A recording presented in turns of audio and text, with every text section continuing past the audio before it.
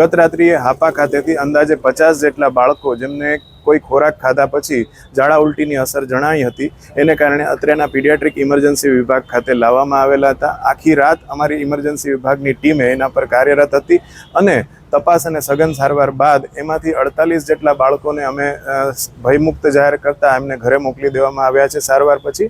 પરંતુ 2 બાળકો જેમની તબિયત વધારે નાજુક હતી એમને હજુ પણ વિભાગની અંદર દાખલ રાખી અને સારવાર ચાલુ છે. પરંતુ ખૂબ આનંદ સાથે જણાવવાનું કે બંને બાળકો હાલ ભયમુક્ત છે.